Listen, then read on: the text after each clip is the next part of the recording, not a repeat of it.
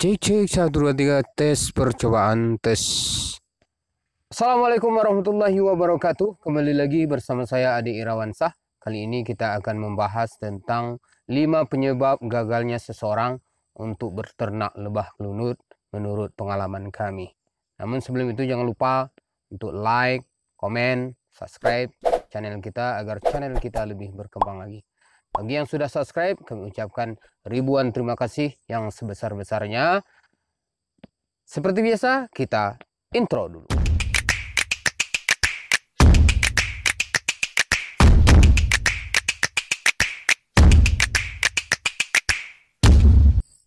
Oke kawan-kawan semuanya, izinkan saya untuk menyapa Bang Gondrong Labanan, kemudian Bang Den Jesse, kemudian teman-teman pecinta lebah trigona, pecinta lebah yang bersengat, dan kemudian teman-teman yang ada di Kabupaten Rokan Hulu, dan teman-teman yang baru saja bergabung di channel kami ini. Selamat datang. Mudah-mudahan kalian betah untuk mendengarkan trik cara-cara untuk beternak lebah trigona jenis Levisep dan lain sebagainya. Di sini kita akan membahas tentang 5 penyebab seseorang gagal dalam berternak lebah kelulut. Yang pertama yaitu kesalahan awalnya adalah memindahkan telur kelulut. Ketika kawan-kawan mendapatkan kloni, baik itu di hutan, baik itu di pohon bambu, ataupun di rumah-rumah tua, rumah-rumah papan, banyak lebah kelulut jenis Levisep. Kesalahan awalnya adalah memindahkan telur kelulut tersebut ke dalam sebuah stok, karena tidak berhati-hati dalam mengambil telur daripada lebah tersebut. Sehingga apa? Sehingga telur itu ada yang pecah. Ada yang pecah namun tidak dipisahkan antara yang pecah dengan yang bagus. Dan kalian paksakan diri untuk memasuknya ke dalam sebuah stok ataupun kotak yang telah kalian sediakan. Dan hasilnya telur yang pecah akan mengundang ulat, sehingga kloni kalian bisa gagal dan bisa fatal, bahkan bisa musnah semuanya. Penyebabnya adalah yang pertama, yaitu karena ada telur yang pecah yang tidak kalian pisahkan dengan telur yang bagus tersebut, sehingga ini akan menimbulkan ulat nantinya, sehingga membuat kalian gagal dalam berternak lebah kelulut. Kalian sudah susah-susah mencari kloninya di hutan, mencari kloninya di bambu-bambu ataupun di rumah yang lama, namun kalian gagal karena penyebabnya adalah telur yang pecah tersebut kalian paksakan untuk masuk ke dalam stok yang kalian sediakan. Ini yang pertama, penyebab gagalnya seseorang berternak lebah kelulut tersebut. Kemudian yang kedua, yaitu kesalahan dalam memindahkan madu kelulut. Madu kelulut, ketika kalian menemukan kloni di hutan, kemudian kalian ingin memindahkan ke dalam sebuah stok ataupun sebuah kotak, kesalahan yang kedua yaitu madunya.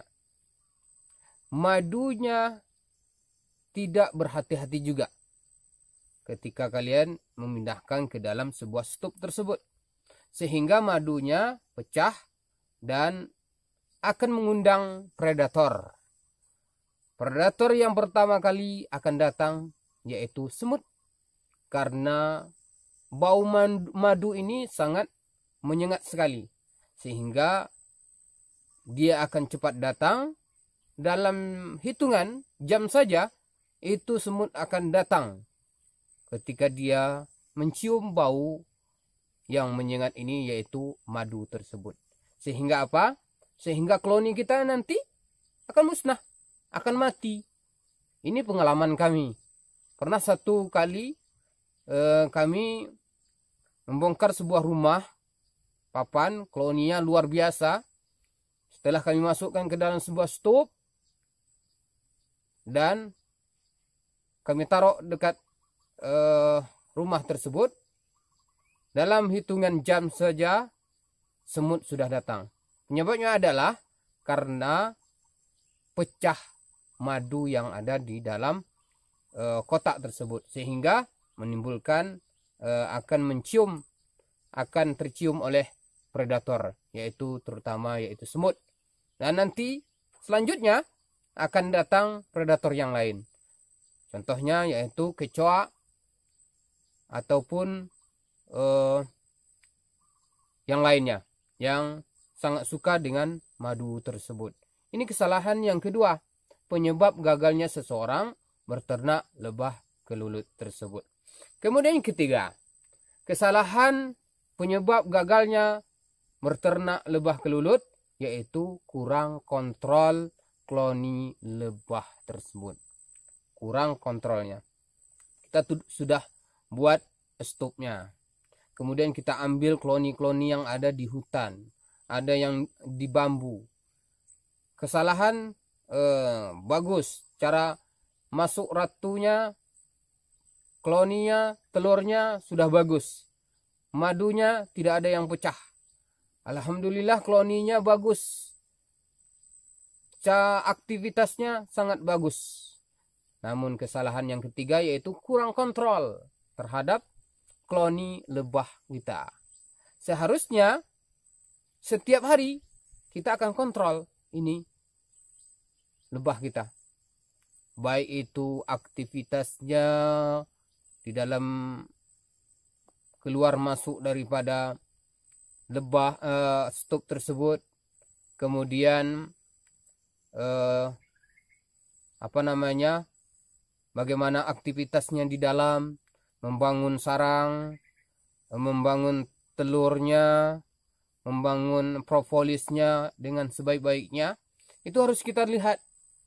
Sehingga setiap hari sebenarnya harus kita kontrol. Ini seharusnya. Namun apabila kita tidak kontrol, mungkin ada nanti predator yang memakan kelulut kita.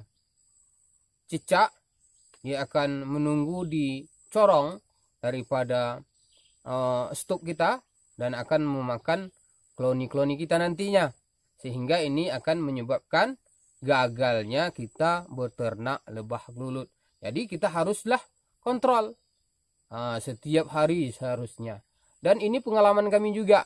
Ada sebuah stop yang kurang kami kontrol sehingga masuk predator ke dalamnya, yaitu semut.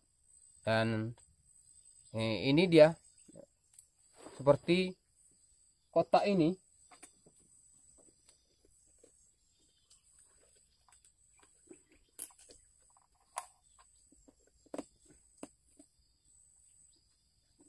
Ini kotak ini kurang kami kontrol sehingga pada malam harinya semut masuk seperti ini.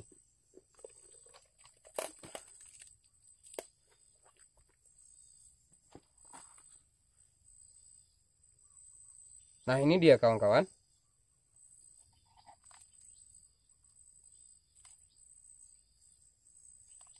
Bisa dilihat ya. Kloninya bagus kemarin. Madunya banyak di sini kawan-kawan.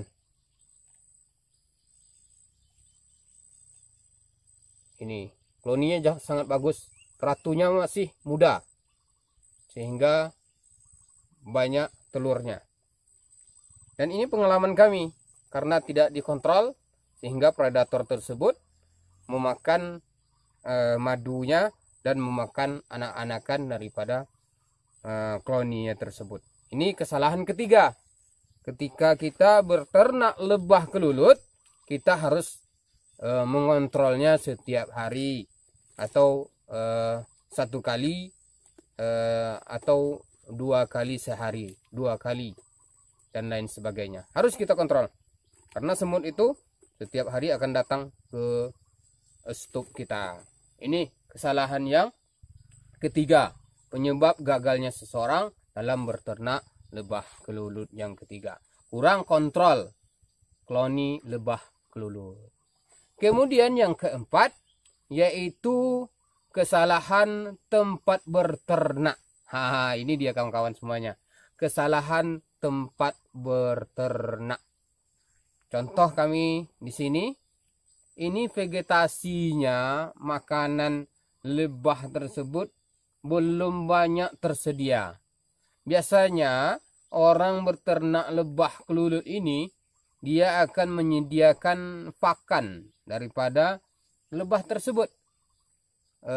Contohnya ada AMP, kemudian bunga matahari, kemudian belimbing madu. Ini untuk Thoracea. Dan banyaknya lain, ada pohon pisang. Ini sangat berguna sekali untuk vegetasi daripada lebah kita. Kesalahan yang keempat ini sering dilakukan oleh peternak lebah kelulut, yaitu kesalahan tempat berternak lebah kelulut. Ini harus kita perhatikan dengan sebaik-baiknya. Sebelum kita berternak lebah, sebenarnya tempatnya tersebut harus bagus, harus ada tanaman, harus ada vegetasi pangan, propolisnya cukup di sana, sehingga apa? Sehingga lebah itu betah di dalam stok kita. Kalau tidak ada pakan di tempat kita, di tempat kebun kita berternak lebah tersebut, maka satu persatu koloni kita akan kabur daripada stok yang kita buat. Contohnya seperti ini loh kawan-kawan semuanya. Ini kabur semuanya. Dan kan otomatis kita sudah susah-susah mencari koloninya, kemudian lebah kita kabur. Maka harus kita perhatikan tempat berternak lebah kelulut kita. Kemudian yang kelima, kesalahannya adalah tidak sabar dalam menjaga ternak lebah kita. Mungkin kawan-kawan semuanya tidak fokus dengan berternak lebah kelulut. Lebah kelulut jenis Thoracea, Itama, Lepisep dan lain sebagainya. Kesalahan yang kelima tersebut adalah tidak sabar dalam menjaga ternak kita. Maka kita harus bersabar dalam berternak lebah ini, karena ada waktunya. Ada waktunya koloni kita itu melemah, ada waktunya madu kita itu sedikit. Maka ini harus kita berhati-hati, harus bersabar. Karena kalau tidak kita bersabar, maka timbul rasa di dalam hati kita tidak akan mau berternak lebah kelulut. Sehingga apa? Sehingga kelulut kita itu tidak terkontrol, tidak terjaga, tidak diperhatikan. Sehingga apa? Sehingga gagal dalam berternak lebah kelulut. Maka inilah dia, ada 5 penyebab gagalnya seseorang dalam berternak lebah kelulut. Pertama yaitu kesalahannya pemindahan telur kelulut. Kemudian yang kedua yaitu kesalahan memindahkan madu kelulut.